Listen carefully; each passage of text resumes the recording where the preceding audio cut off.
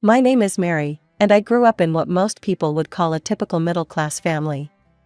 Mom worked as an accountant at a local firm, Dad was a project manager at a construction company, and then there was Daisy, my sister, 3 years younger than me. "Mary, you need to set a better example for your sister," Mom would say almost daily. "You're the oldest, you should know better." I heard that phrase so many times growing up that it became like a broken record playing in my head. Whether it was about keeping my room clean, getting good grades, or just general behavior, the expectations for me were always higher. I remember one particular evening when I was 16 and Daisy was 13. We were both sitting at the dining room table doing homework. I had my calculus textbook open, working through complex equations, while Daisy was doodling in her notebook, supposedly working on her English essay. "Mom," Daisy called out. "I don't feel like doing this essay. It's too hard." Mom came in from the kitchen, wiping her hands on her apron. "Oh, sweetie, it's okay. You're trying your best. Maybe you can work on it tomorrow when you're feeling more inspired?" I couldn't help but scoff, remembering how different the response had been when I'd struggled with an assignment the previous week. "Is something funny, Mary?" Mom's tone had shifted completely. "No," I replied, trying to keep my voice neutral. "Just solved a problem." "Well, focus on your own work. You know you need to maintain those grades if you want to get into a good college." That was another sore point. From as early as I can remember, I'd dreamed of going to Princeton. Their computer science program was legendary, and I'd worked my butt off to maintain a 4.0 GPA, participated in every relevant extracurricular activity I could find, and even started a coding club at my high school. But when I brought up Princeton during my junior year, my parents shut it down immediately. "Mary, be realistic," Dad said during dinner one night. "Private colleges are expensive, and we need to save money for Daisy's education. You know she might need extra support. Your grades are good enough to get into any state school with a scholarship." Later that night, I sat in my room, staring at my Princeton brochure. My best friend Sarah came over and found me like that, cross-legged on my bed, surrounded by college materials. "They shot it down, didn't they?" she asked, sitting beside me. "Yeah," I sighed. "Apparently, I need to be realistic and save the college fund for Daisy." "But you know what? Fine. They want me to go to state? I'll go to state. But I'm going to make it work for me. I'm going to prove that I can make it on my own terms." Sitting there in my childhood bedroom, I made a pact with myself. I would succeed, not despite their limitations, but because of them. They had taught me one valuable lesson: if I wanted something in life, I would have to get it for myself. State University turned out to be exactly what I needed. I threw myself into my programming classes, often staying late in the computer lab long after other students had left. During my senior year, I had this idea that wouldn't leave me alone. I'd noticed how many people struggled with managing their daily tasks and routines. One night, while pulling another late study session, I started sketching out the framework for what would become Taskmaster, a revolutionary task management app that would change my life. I worked on the app between classes, during weekends, and even during holidays. When other students were partying or hanging out, I was debugging and refining my code. It became my passion, my obsession. After graduation, I took a huge risk. Instead of accepting any of the job offers that came my way, I decided to pitch my app to tech companies. Most ignored me, some politely declined, but then, tech giants showed interest. I'll never forget sitting in that boardroom, surrounded by executives in suits worth more than my entire wardrobe, watching as they tested my app. "This is impressive work," the CEO said, leaning forward. "Very impressive." The negotiations that followed were intense, but when the dust settled, I walked away with a check for $5 million. $5 million. I remember staring at the number in my bank account, my hands shaking. The first thing I did was buy a modest but nice apartment in a good area. The second was to start my own mobile app development company. The rest went into savings and investments. I wasn't about to blow this opportunity. When I told my family about the deal, their reactions were interesting. $5 million, Mom had to sit down. Are Mary? Dad just kept shaking his head, while Daisy stared at me with an expression I couldn't quite read. The dynamic shifted almost immediately. Suddenly, I wasn't just Mary the responsible older sister anymore, I was Mary the millionaire. And it didn't take long for that to become relevant. Just 2 years after I sold my app, Daisy graduated college and dropped her bombshell.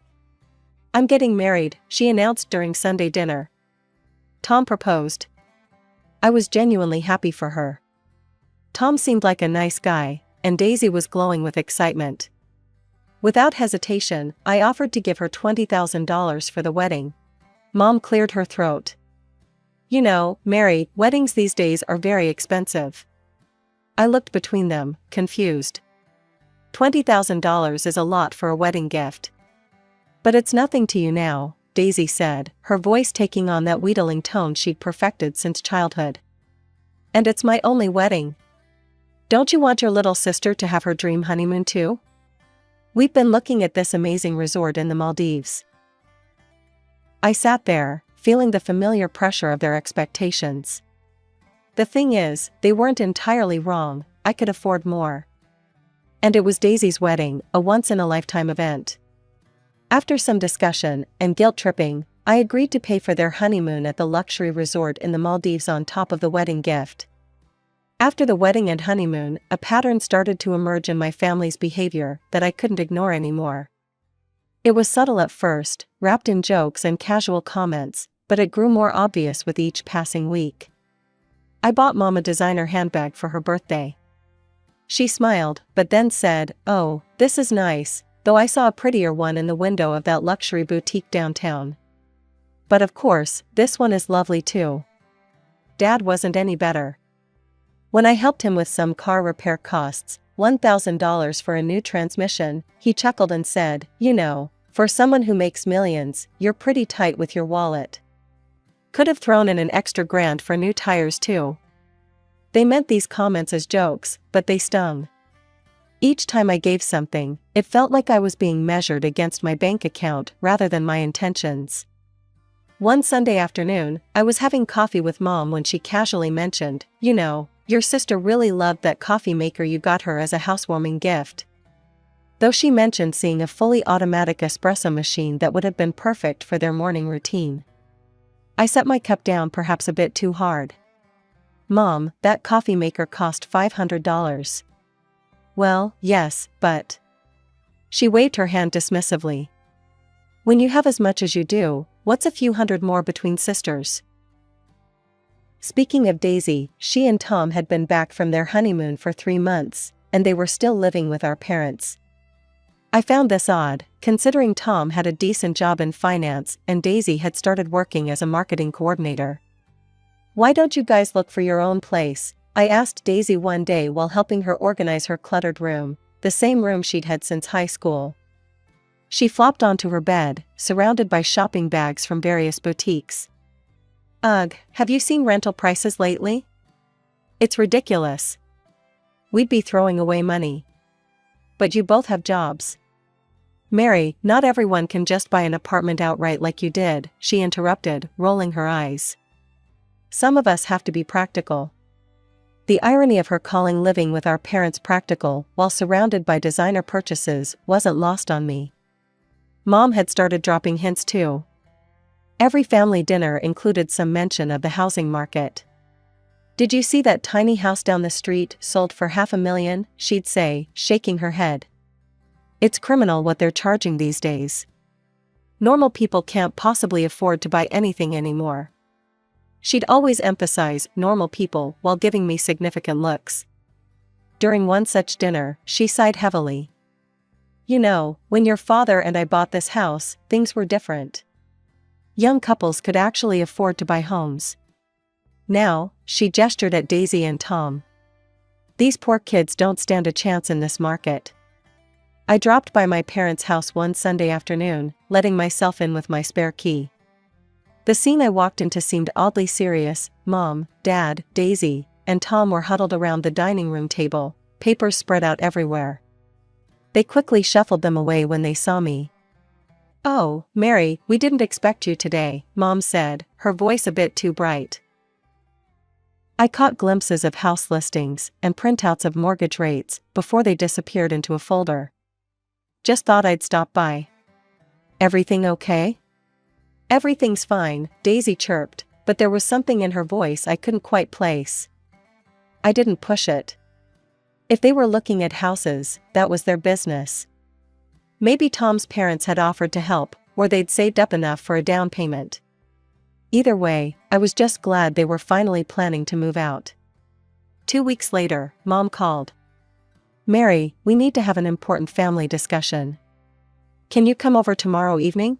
I immediately thought about her complaints about the refrigerator. She'd been mentioning it constantly, how it made strange noises, how the ice maker was broken, how food wasn't staying fresh long enough. When I arrived the next evening, the atmosphere was weirdly formal. Everyone was seated in the living room like it was some kind of intervention. Mom and Dad on the couch, Daisy and Tom in the armchairs, all facing the empty seat clearly meant for me.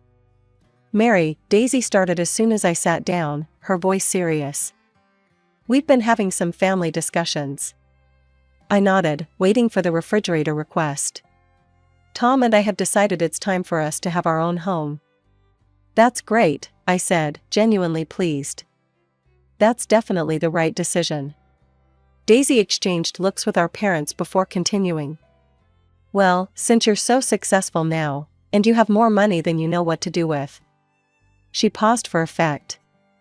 "We've decided that you should buy us a house." The room went silent. I stared at her, certain I'd misheard. "I'm sorry, what?" "It makes perfect sense," Daisy continued, gaining momentum. "You have your own place. You bought it outright. Meanwhile, I'm still living with Mom and Dad. It's not fair." I looked around the room, waiting for someone to laugh, to say it was all a joke. But everyone's faces were dead serious. "I don't understand," I said slowly. "Why would I buy you a house?" "Because you're my sister," Daisy's voice rose. "You live in your own beautiful apartment while I'm stuck here. You have millions in the bank. I need my own place, and I'm not going to waste money on rent. You have the means to help me, so you should." I took a deep breath, trying to stay calm. "I'll tell you what I can do. If you need money for a down payment, I can provide an interest-free loan. We'll do it properly, through my lawyer." "A loan?" Daisy leaped to her feet.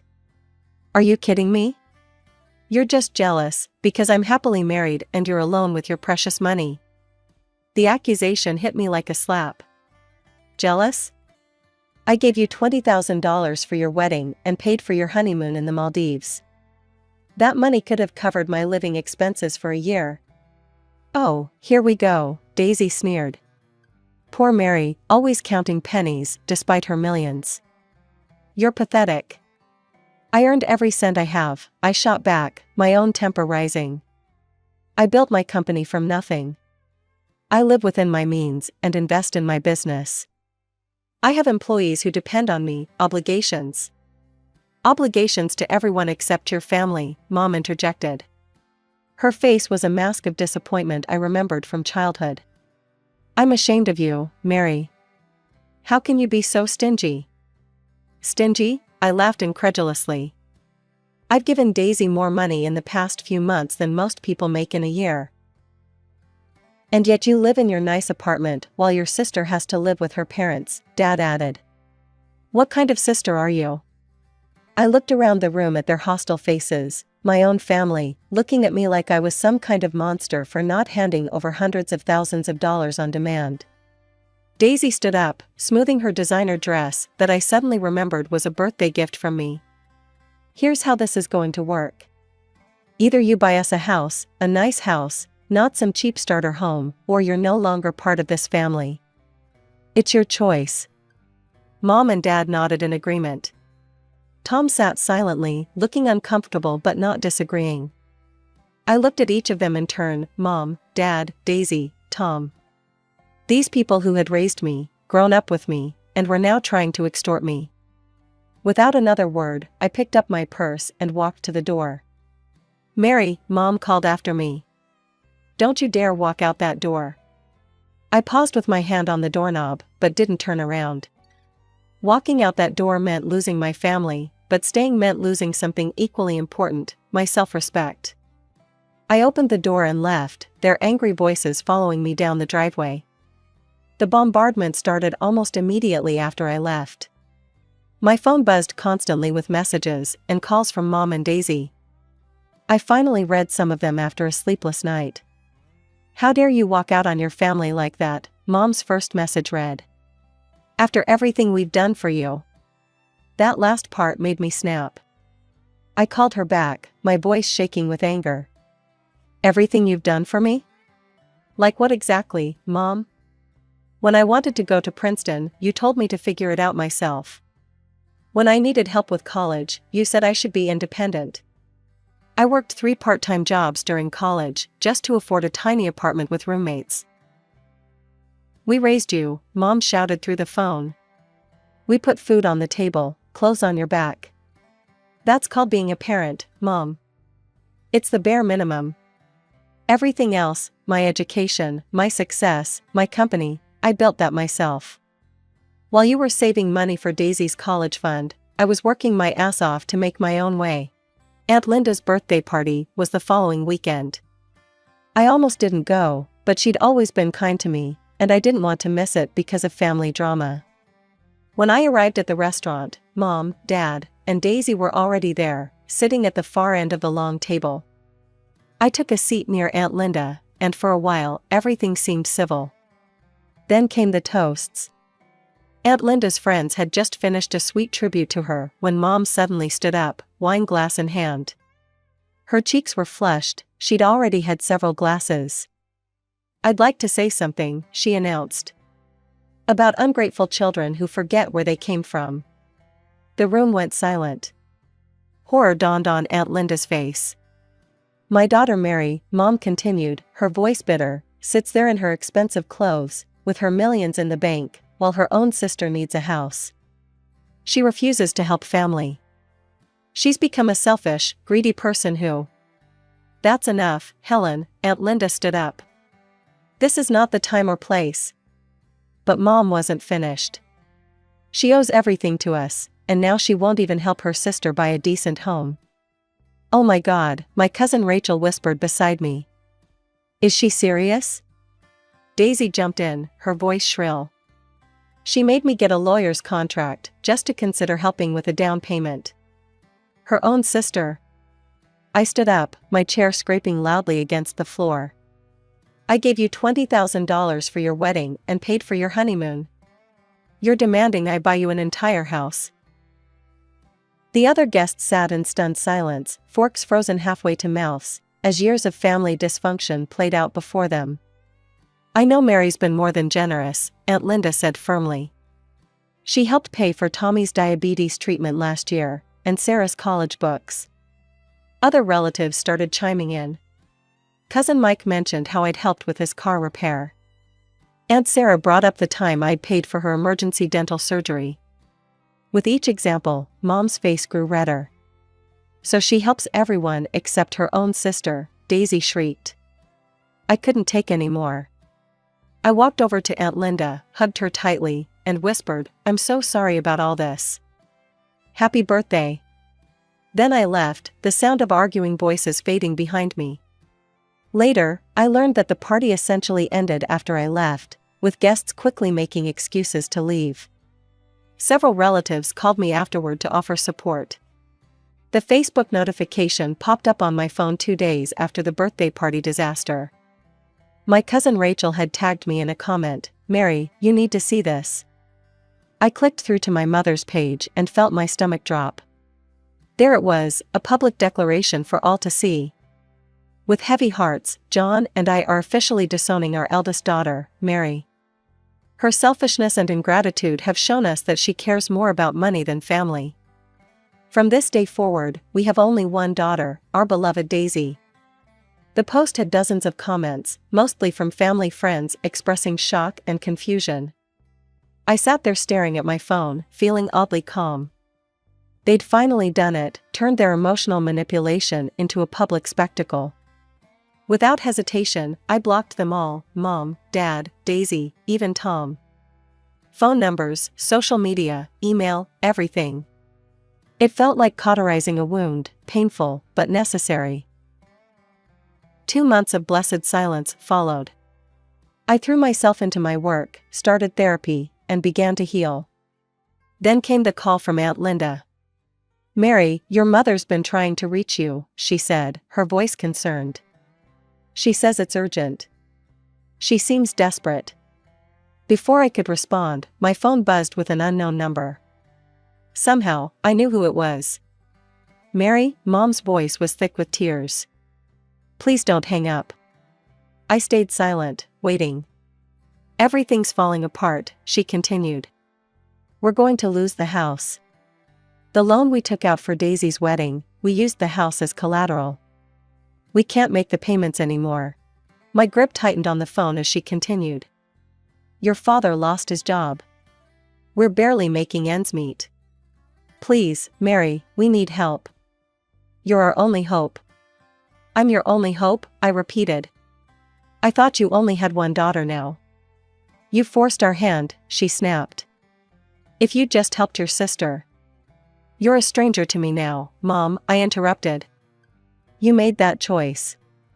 Strangers don't get to demand money from me." Her voice turned ugly. "How dare you call your own mother a stranger? Have you no shame?" A bitter laugh escaped me. "Shame? You publicly disowned your daughter because she wouldn't buy your other daughter a house. A mother doesn't disown her child over money. A mother doesn't try to manipulate and shame her daughter into submission. You made your choice. Now live with it." I hung up before she could respond, my hands shaking but my resolve firm.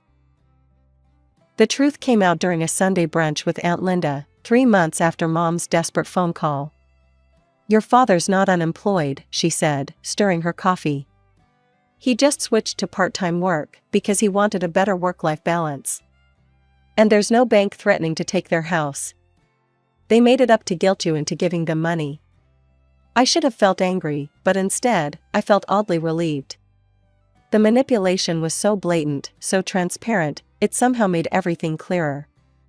Through the family grapevine, I learned that Daisy and Tom had finally moved out of our parents' house and into a rental apartment. Apparently, they were saving for their own place, exactly what they should have been doing all along. "They still talk about you at every family gathering," my cousin Rachel told me over lunch. "Daisy goes on and on about her selfish millionaire sister who wouldn't help her own family."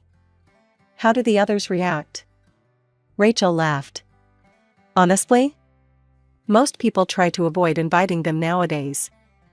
Nobody wants to spend holidays listening to them complain about you and their difficult lives."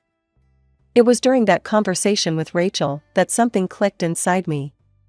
I'd spent years trying to prove myself to my family, trying to earn their approval while simultaneously serving as their personal ATM. But their love had come with conditions, price tags, and endless demands. That evening, I made a decision. I called up Sophie, my old college roommate who'd become a personal stylist. "I need a change," I told her.